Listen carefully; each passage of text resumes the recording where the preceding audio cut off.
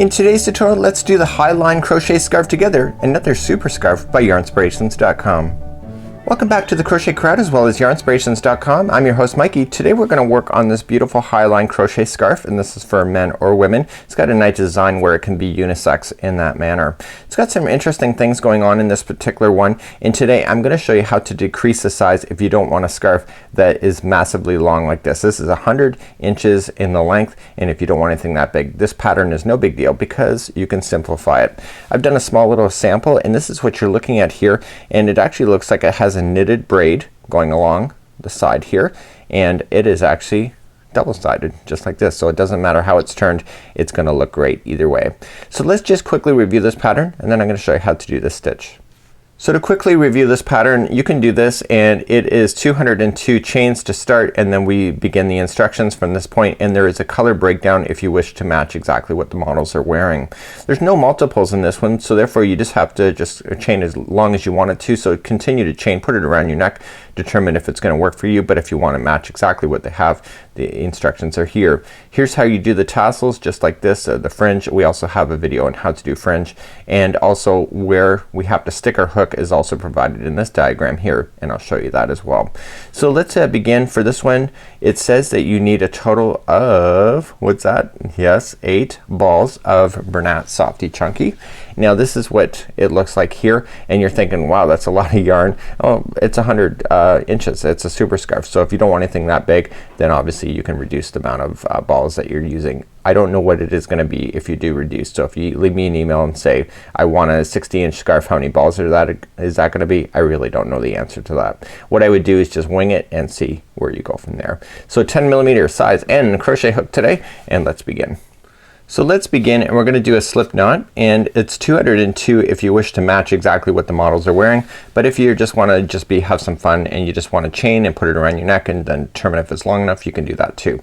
So you just chain as long as you want. So I'm not even gonna count because it doesn't matter, and that's the nice thing about this pattern. It's very versatile because basically every stitch is gonna be acting the same way. So this is all I'm gonna do for this, just to show you the example on how to get started, and then let's move on and let's start row number 1. So the first row is simple. We're just gonna go to the 3rd chain from the hook. So just look under the hook. There's 1, 2, and 3. Turn it over and get the back loop only, and I want you to do a half double crochet. So wrap that hook going into the stitch, pull through, and then pull through all 3. That's a half double crochet, and this first one counts as a half double crochet in this particular example. So continuing to move down the back stitch of the chain, just half double crochet yourself all the way down your chain, and I'll see you at the end. So go right into the very last stitch of that, and that is row number 1. Nice and easy. So now the game plan is going to change, and we're gonna do some fancy footwork, or stitch work I should say. Let's begin row number 2. So let's go for row number 2. Row number 2 is the identical for all remaining rows for the remainder of this project. So what you need to watch for the most is the horizontal bar. And so the horizontal bar that you're working into is actually directly below the stitch. So technically we see the stitches on top just like there, but the horizontal bar is the one that is leaning right here. Do you see that? Once you grab the first one, it's easier to see. So let's just play, and let me just show you where to go. So we're gonna go chain 2, and I want you to go to the first horizontal bar. If you need to pull it out like this just to see it, it's right here. It's the second one down.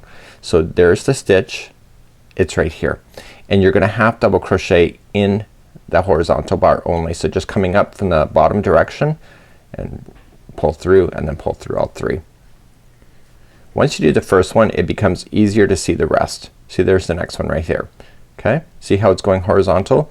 So just look at the stitch work in order to see exactly where to go. So just wrap the hook and going into the next one, and for a half double crochet.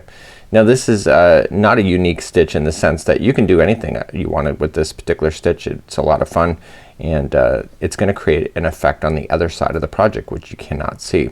So you're just gonna do this all the way across, and you're now going to do this for all remaining rows for this scarf of going in the horizontal bar only. And I'm gonna get you all the way to the end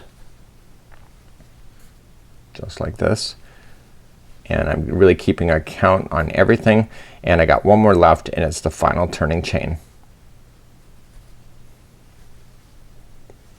Okay, so let's turn the work.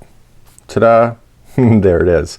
So when you go to start any other rows now from this point forward, you're just doing the same thing. So chaining up 2 and look to the horizontal bar. Just pull it out if you don't see it. It's the second one down coming up from the bottom, and you're doing a half double crochet.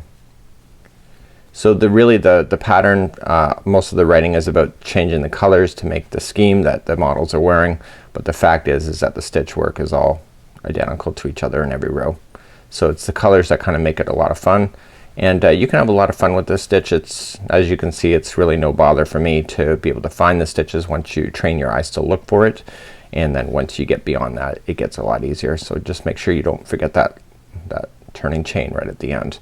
If you forget that one, you're gonna be in trouble, because you'll start getting smaller and smaller. So turn around, there's another one that's right there. So let's do another one. So chain 2.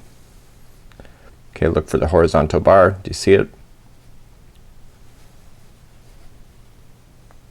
We've done this kind of stitching before in other tutorials for hats. It creates that braiding look on brims. And it's actually a really neat concept to do, and no big deal to make it happen as well.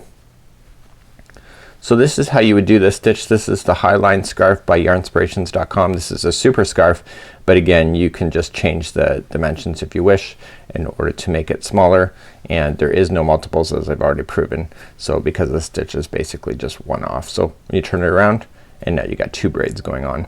So until next time, I'm Mikey on behalf of Yarnspirations as well as the crochetcrowd.com. Have a super day. We'll see you again real soon. Bye bye.